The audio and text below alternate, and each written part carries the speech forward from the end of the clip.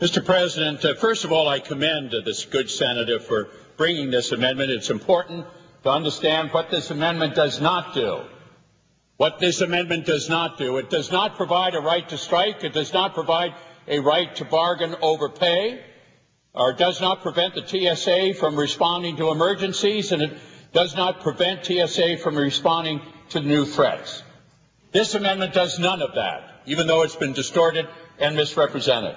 As the good senator has pointed out, what are the existing attrition today? Look at the different security agencies, immigration and customs, correctional officers, Secret Service and Border Patrol, and transportation security. This is the national security threat, Mr. President. The idea that the TSA has this kind of turnover, that is the nature of the threat, having to get new people after new people after new people after new people. Because workers don't have a right to speak and don't have a right to be able to bring their grievances.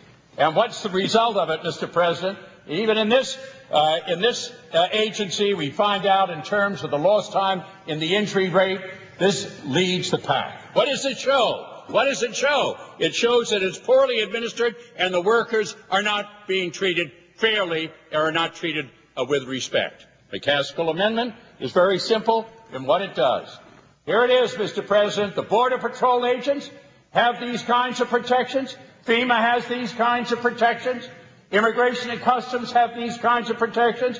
But unless we have the McCaskill Amendment, we will not have the range of these protections for the Transportation Security Administration. The others have it, but not this. What is it about the other side that they have against working men and women? How insulting that these men and women will not put the security of the United States first.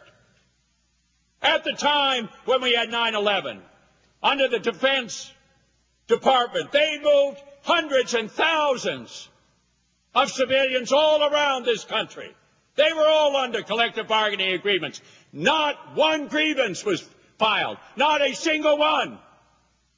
These men and women understood their duty. They understood the threat.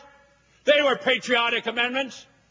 What is it about the other side that questions that these are men and women of dignity that will do their job when this nation is threatened? What is it about it?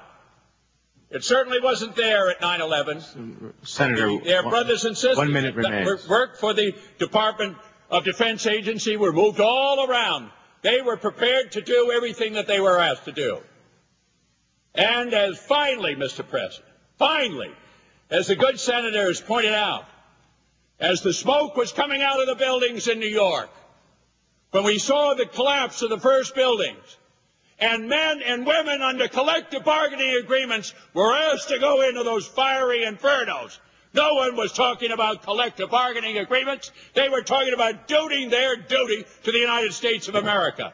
Let us permit these workers to do their duty. Let's give them the kinds of protections. Let's give them the kind of respect and dignity that the McCaskill Amendment gives them.